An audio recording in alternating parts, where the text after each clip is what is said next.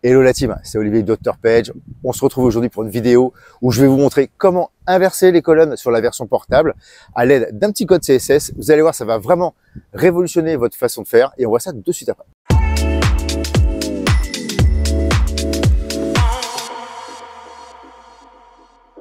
Ok la team, on se retrouve devant mon écran et donc je vais vous expliquer la problématique qu'on peut avoir en termes de design.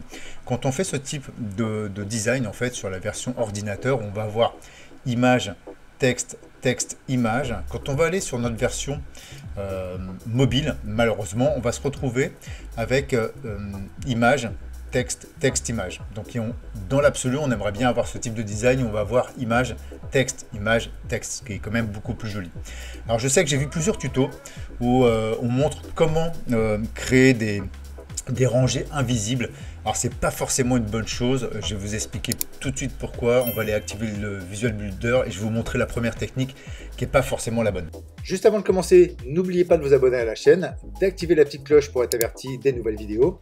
Alors pour rappel, je poste une nouvelle vidéo chaque semaine sur des tutoriels, des astuces, des conseils ainsi que des présentations de logiciels qui vous aideront à concevoir vos sites web. Alors pour ne rien rater, rien de plus simple, il vous suffit juste de cliquer là. Allez, sans plus tarder, on va rentrer dans le vif du sujet. Donc cette première technique en fait elle est très simple aussi, c'est-à-dire qu'on est ici, on va aller créer en fait une deuxième rangée identique à la première, bon en changeant les textes et les photos bien entendu, et en fait ici dans les settings de notre rangée, on va aller sur le troisième onglet ici, avancer, visibilité, et donc on va rendre ce design là invisible pour la version bureau, et notre troisième design en fait, tac, on va aller ici sur avancé, visibilité, téléphone, tablette. Alors là on est bon, ce qu'on va faire, on va enregistrer, je vais vous montrer le résultat de suite, donc on va enregistrer le brouillon. Donc là on a bien en fait trois rangées, donc avec trois images, trois textes. Ok, si je quitte le Visual Builder, donc on se retrouve bien sur la version desktop avec image, texte, texte, image, donc on n'a plus notre troisième rangée. Et si je vais sur inspecter, donc voir la version mobile, on a bien le design souhaité. Donc c'est parfait. Le seul souci avec ça, c'est que en fait, premièrement, on rajoute une rangée donc avec une image et un texte, donc on va alourdir notre page. Alors je vais activer le Divi Builder.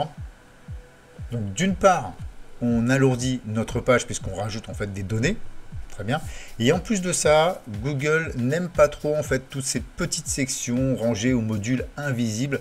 Il n'est pas trop fan de ça et il peut éventuellement vous pénaliser en termes de ranking. Donc je vais vous montrer là très rapidement à l'aide d'un petit code CSS comme on peut pallier à ça. Donc là tout simplement ce que l'on va faire, donc j'efface moi cette deuxième rangée, je retourne, ok, voilà, je retourne dans mes settings de ma deuxième rangée, donc là je vais la rendre de nouveau en fait visible, donc on est bien ici, d'accord. J'en profite d'être sur cette rangée, on va aller donc toujours sur le troisième onglet ici, avancer, idée et classe CSS, et là dans classe CSS, je vais juste mettre inverse comme ça, voilà, inverse, j'enregistre ici, je vais aller maintenant sur les trois petits points ici, donc sur les données de ma page, et là ici vous voyez la petite roue crantée, ça va être les settings de ma page. Donc je vais aller sur le troisième onglet ici, avancer, personnaliser CSS, et ici je vais aller coller mon petit code, vous inquiétez pas, je vous mettrai ça en description.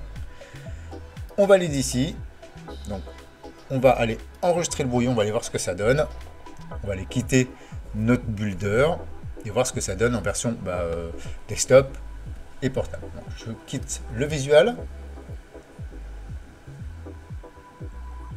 Donc là, pas de problème, on est bien sur notre design initial. Ensuite, je vais aller ici sur inspecter, voir ce que ça donne sur la version mobile. Et vous voyez, on a bien donc image, texte, texte. Vous voyez, donc qui est très bien affiché en termes de design. Donc, on n'alourdit pas la page. Et avec un petit code CSS, on a le design souhaité. Et puis, bon, ça nous permet de travailler quand même un peu plus vite. Et vous voyez qu'au niveau du responsive, voilà, on se retrouve là sur une tablette. Là, ensuite, sur un petit... hop, ici, on passe sur un écran d'ordinateur sur les 15 pouces. Et donc, voilà, on a notre responsive. On n'alourdit pas, comme je vous le disais, notre page. Et voilà, avec l'aide d'un petit code CSS, c'est très rapide, simple et efficace. Donc voilà pour ce qui est de ce petit tuto. J'imagine que ça va bien vous aider pour la conception de vos sites. Il ne me reste plus qu'à vous souhaiter un bon business à tous et à bientôt pour une nouvelle vidéo. Ciao, ciao.